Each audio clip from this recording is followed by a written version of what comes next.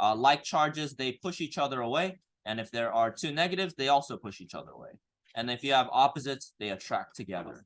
So basically, these ions are going to attract together and they're going to make molecules. We learned this already. Okay, so if you guys take a look at your periodic table, the one that you picked up on your way in, you guys should notice that on the top of the columns, there's a +1, +2. You guys don't need to write this. It's already there. +3, -4, -3, and so on and so forth. Okay, do you guys notice that on the periodic tables you guys picked up?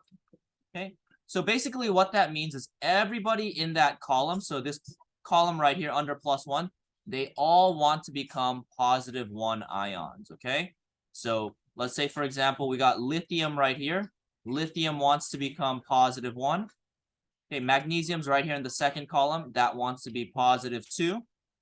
Okay, hopefully you guys remember this. We got carbon right here. Carbon is in the -4 column, so it wants to be -4. That's basically what that means. So most common ion is the ion it wants to become. It's basically, if you're in that column, it wants to get that charge, okay? All right, so with that being said, let's try out a quick problem. This is basically what you're going to be doing today, and we're going to be doing this for the rest of the unit, so it's kind of a refresher. So what we're going to do is we're going to write the chemical equation between magnesium and fluorine's MCI. So let's start by just writing Mg. So I'm going to write Mg, and I'm going to write F for fluorine. Okay. And what we're going to be doing is we're going to figure out what the charge is. And based on that, how many of each we need in order to balance each other out, okay? So we're going to be combining magnesium and fluorine. Okay, so if you take a look at your periodic table, let's take a look at magnesium right here. Okay, what ion does Mg want to become? What charge does it want? Yeah, +2. It's in the +2 column. So if you take a look at Mg on your periodic table right here, it's in the second column. So magnesium wants to become +2, okay? So you can jot that down on your notes. Okay, now let's go to fluorine. So fluorine is all the way up here. Okay, if you guys look at your periodic table, what charge does fluorine want to get? Yeah, -1. So it wants to become minus. Okay, so I know that I don't have it right here, but if you take a look at your table that you picked up, you guys should notice the numbers on the top, okay? So Mg wants to become +2, and fluorine wants to become -1. Okay, so we're going to be putting them together, so let's put a plus sign in between them. And now we just need to figure out which one do we need more of? Do we need more Mg or do we need more fluorine? So if you take a look at it, do we have more positive energy or more negative energy? Yeah, positive energy. It's like you got that friend in your group that's way too happy all the time. So you need some sad people to balance out that relationship, right? Because too much positivity gets really annoying. So this is +2 and -1. So how many fluorines do we need in total to balance out the Mg? Yeah, you need 2 of them, right? So we're just going to put a 2 in front of the fluorine. And then we're going to draw an arrow to show the chemical that they're going to make. And so all we need to do is combine all these together. So how many Mgs do we have? 1. We got 1 Mg. It's +2, but that's the energy that it has. It's just still 1 magnesium. And how many fluorines do we have? 2. So we just write F2, okay, because they combine together. Okay, so that's pretty much how you write these balance equations for these ions. You just need to figure out what charge they have, figure out how many you need, and just put them together. Okay. All right, so I'll give you guys about 3 minutes to work on the next one with the person next to you. You're going to be working with some different atoms. You're going to be looking at lithium, Li, and nitrogen, N, on your periodic table. So first thing you want to do is find the MCI, look on the periodic table, and then see if you guys can put them together. Okay, so I'll give you guys about 3 minutes to do that, and then we'll go on to the last thing for today. Okay. All right, so let's take a look at lithium on the periodic table. Lithium is all the way on the left side. What's the ion that lithium wants to become? What does lithium want to become? +1. Yeah, so we're going to need 3 of them, but it's +1. Okay, if we take a look at nitrogen, what does nitrogen want to be? Yeah, -3. Good. Okay, so again, take a look at the numbers on top of the columns, okay? So like Josh said, +1, -3. So we're gonna need 3 of these guys. And we only need 1, so we put them together. Okay, they're going to react. And then so you would write Li3N. Okay, because you need 3 lithiums and 1 nitrogen, and you put them together. So that's the molecule that you're going to make.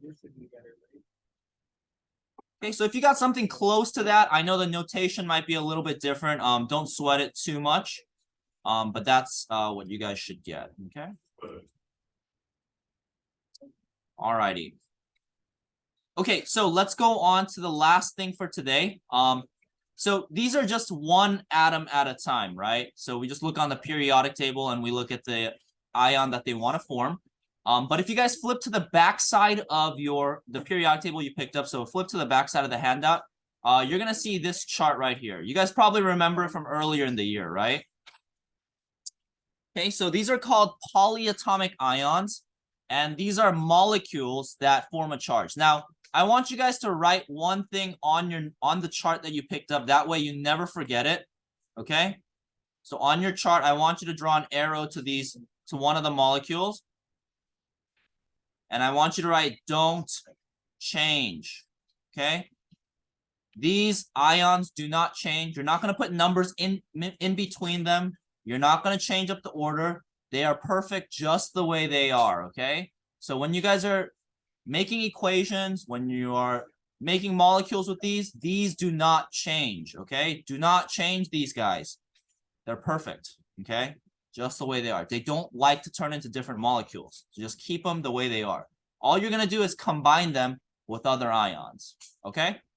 Because I see really weird molecules on people's assignments, okay? They put like a random 3 in between these, or they'll, I don't know, they'll change up the order, so they'll put like O4S for whatever reason. Just keep it exactly the way it is, okay? Keep it simple. Okay, so these work exactly the same way as the other ions. You just need to keep them together, okay? So let's do one quick example. So we're going to take a look at sodium's MCI, NA's MCI. So if we take a look at sodium on your periodic table, what's the charge that sodium is going to make? 1. Okay, so let's write that down. Na is going to be +1.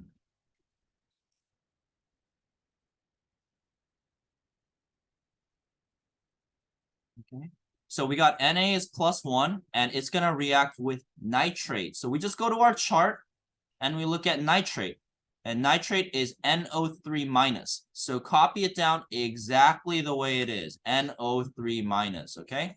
So sodium is Na plus, and nitrate is NO3 minus. Okay, so again, keep it exactly the way it is. You don't change anything about it. And then we're going to combine them together. Okay, so if you guys notice, are they already balanced? Yes, it's already +1 and -1. So all you got to do is put them right next to each other, Na and O3, and that's it. Okay, the minus charge disappears because it balances out with this, but you keep the NO3 exactly the way it is, okay? And that's pretty much it.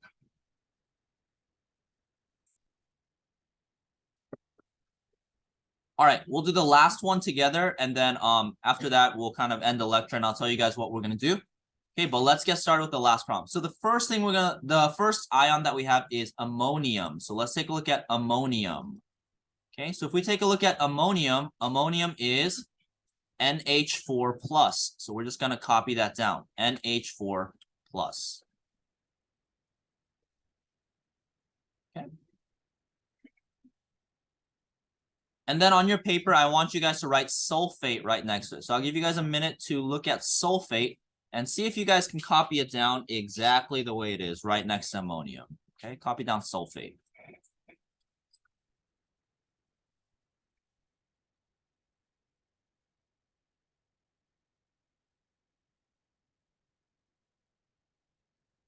Okay, so hopefully you guys saw that sulfate is right here, SO4 2 minus. So we're going to write SO4 2 minus. I know there's one right next to it that says sulfite. So just make sure you guys are careful with the words. We're looking at sulfate, not sulfite, okay? Okay, so we're gonna put them together now. Now, if you guys notice, do we have more positive energy or negative energy? Negative. So we need more of these guys, right? We need more ammonium. How many ammoniums do we need in total? 2, yeah, because +1 -2, so we're gonna need 2 of these guys. Okay, so there we go. Now we can put the molecule together. So we need 2 of these ammoniums, and we only need 1 of these sulfates, right? So what we're gonna do is with polyatomics, if you need more than 1 of a polyatomic, you're gonna put it in parentheses, okay? So hopefully you guys remember this. Might have been kind of annoying, but you're gonna put ammonium in parentheses. And since we need 2 of them, we'll put a 2 right here. We only need 1 sulfate, so we'll put SO4 on the outside. And so this is going to be the molecule that you make, okay? So again, polyatomics are super easy. You just copy it down the way that they are, and it's exactly the same after. The only thing you need to keep in mind is if you need more than 1 polyatomic, just make sure you use parentheses, okay?